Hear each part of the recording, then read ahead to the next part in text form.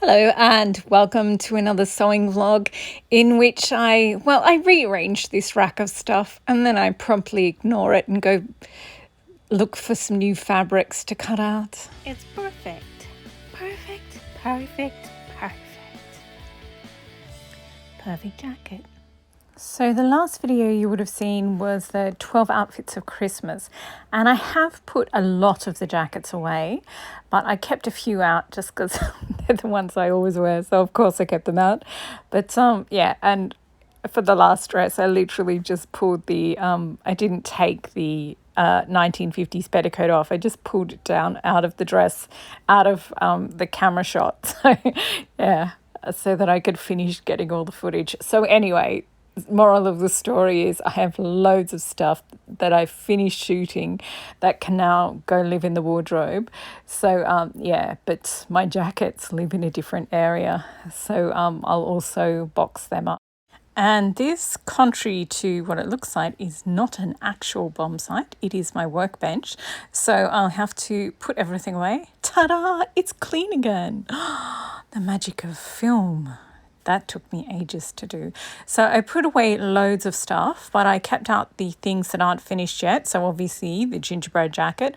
I kept this one out just because I want to do another 12 outfits of Christmas with the other dresses, and like the other ones I've half made, but I'm not sure there'll be enough, so I kept out that dress, and I really like it with a Christmas tie. So yeah. And this dress I have used, but I'm going to use it as a top once I've made this skirt and the top of the other vintage Vogue with the 1960s top and the 1950s skirt as two separates. So yeah, I'm keeping that out. I'm just going to put the skirt over the dress. And then these are the fabrics I haven't even got to yet. I feel like such a failure. But yeah, so yeah, these are my bags of scraps, because I want to, that movie Bridget Jones's Diary and the book, of course, they have a turkey curry buffet in the week after Christmas, and they use up all the food they didn't eat at Christmas. Well, that seems a bit dodgy to me, but I thought I'd do the same thing but with Christmas fabric. So in the week after Christmas, I'll sew all the scraps together, and if there's enough to make a skirt or a dress, then I'll make that. But you sort of need them all done. And these are the patterns of my Make 9 December that I haven't even got to yet. Honestly, there's 5 whole patterns I haven't got to out of 9. That's more than half. I'm very disappointed in myself. But yeah, so I don't know. I just don't think it's the right time to start a new pattern I haven't used before. But yeah, I think I might just make these up as in dress patterns that I've already made before. And that way I'll get the scraps, like use up the bulk of the fabric and get the scraps and still do the turkey curry buffet thing. But yeah, I put all the dresses away that I've finished and used, and I kept the sashes and the ties out though, because I'm going to use them if I do another video. If not, I just want them out. They're easier to find there. And so this one, I have to do the shoulder straps. And then once they're done, the inside, the lining needs to be hand sewn and it needs a zip. This one, I just have to hand sew a bit. Again, the lining on the inside, just at the waist, needs to be turned up and hand sewn. And the sleeves need to be put on. This one, all the bits are there and the princess seams are done, and I filmed those first steps, but yeah, the rest of the skirt needs to be done, and part of the top needs to be done. This one I have to hand stitch the section of the sash where it I didn't machine sew, and then I need to do the sleeves. This one is the Rita dress, the vintage Butterick one with the big pockets, massive sort of roundish pockets. So I guess I'm familiar with that pattern. I guess I could make a couple of the Christmas fabrics up in that one. That might be nice. And then the vintage candy cane. This is so cute, this dress.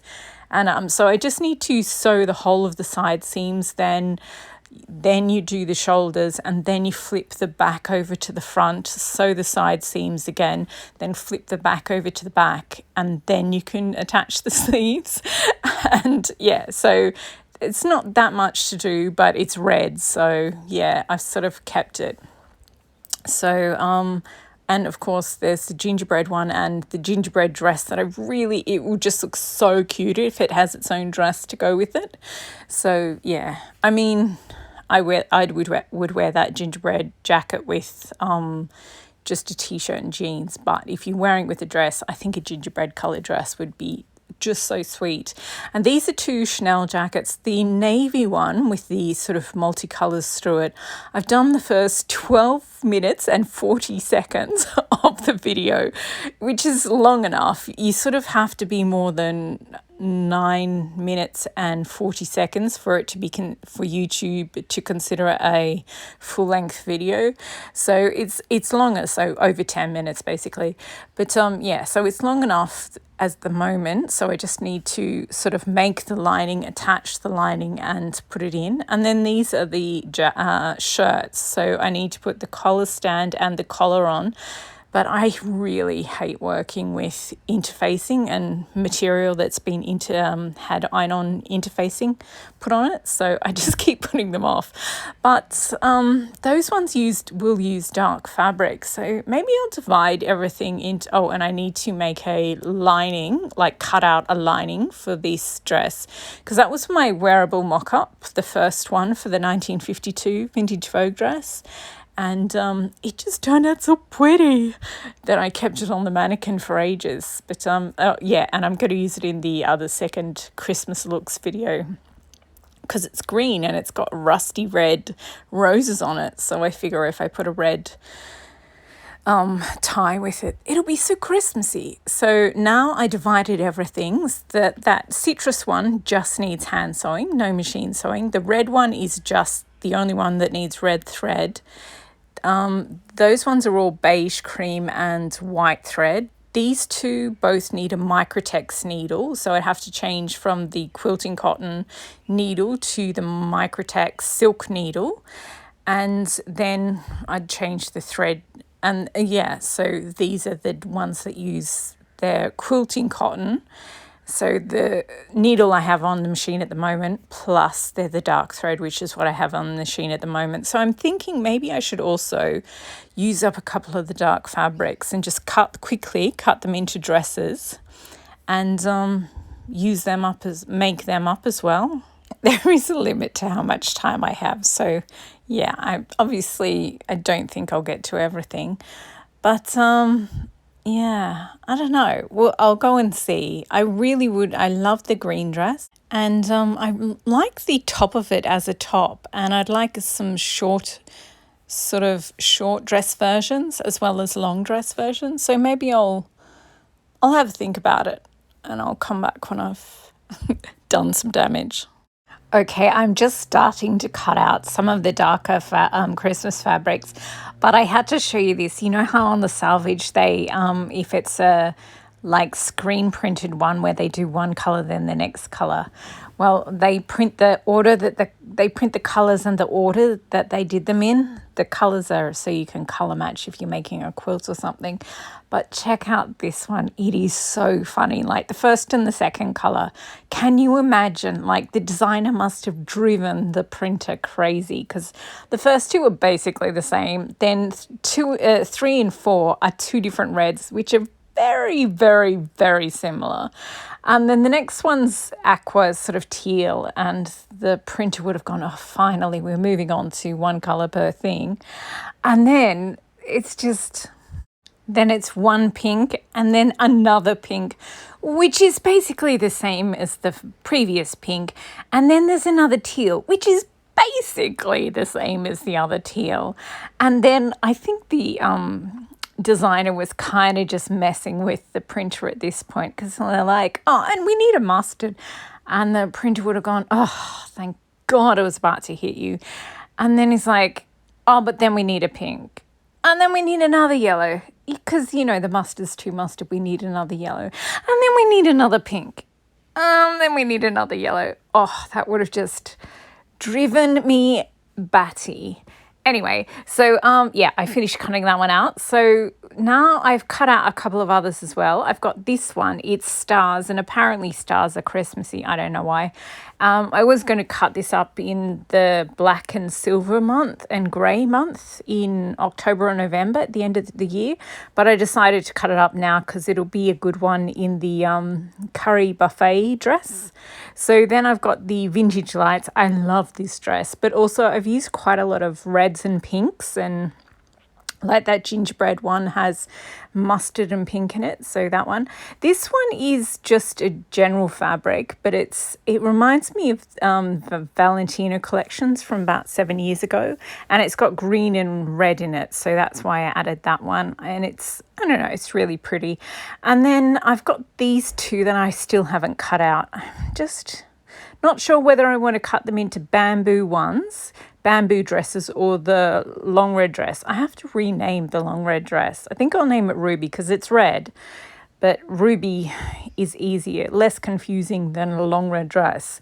So yeah, so I think I'll make a ruby dress out of these vintage Christmas lights, just because I've got the bamboo dress in actual bamboo. I was thinking about doing it in the vintage Vogue dress, you know, with the small 1960s top and the full 1950s skirt. But I already have this one, and it goes so well with my Gucci green tweed jacket. And also it's going to go really well with that Chanel tweed. So yeah, I think I'll just make a ruby dress out of this one. And yeah, I think it will go really well with the other, the Snow Dump Chanel navy blue one that I put the white beads on, and the beads kind of look like a snow is being dumped down on his shoulders. Yeah. Anyway, so I do have this one that's in the ruby dress, but I don't know, I think they're different enough. The other one's colourful and yeah, and it's got metallics, whereas this one's basically just navy and white, which is a gorgeous combination. So I think I'll wear them on different types of occasions. This is the kind of, yeah, I'd just wear navy all the time, whereas the other one's kind of more extrovert, so I'll probably wear it when I'm meeting other people. And this one, I just think this is lovely. It's going to be about a knee-high one because I only had 2 yards, little over 2 yards. I can't remember. So, but yeah, it's about knee length. And yeah, I've still got the other ones, but on the bright side, I have added to my, patches, scraps. So the patchwork skirt/dress is going to come along nicely. So, and then I pulled out this other fabric because I kind of like, what else can I cut up? I need more patches so that I can make a full dress out of my scraps. And I've got this one, it's a rayon, and it's got red and green, which is very Christmassy. So I think I'll definitely make a ruby dress out of this one, but I think I'll go through all my fabrics and just sort of shop my stash and just find loads of fabrics that I can cut up. And I don't necessarily have to make them now, but if I cut them up, then I can see which bits are actually needed for the dress and which bits I can use for my patchwork one. So I think I'll do that next. So I absolutely love this tealish navy base with the roses. I think it goes really well with that vintage Christmas print that I did recently, and this I just think they look so good with the I could probably find something that matches this one. That brown, on the face of it, it doesn't match, but I think it'll work well as patches. The scraps will. And then I found another rayon in sort of olive coloured and cream that will go really well with the Christmas ones. So yeah, I think I'm on a roll here. So I am going to go find more stuff, cut them all out, and yeah, get myself a really big bag of scraps so I can hopefully make an entire dress out of it. Or I could just do like a tiered dress and only one of the tiers could be scrap. I guess I could do that. Anyway, thank you for watching, and I'm going to go play with my fabrics some more.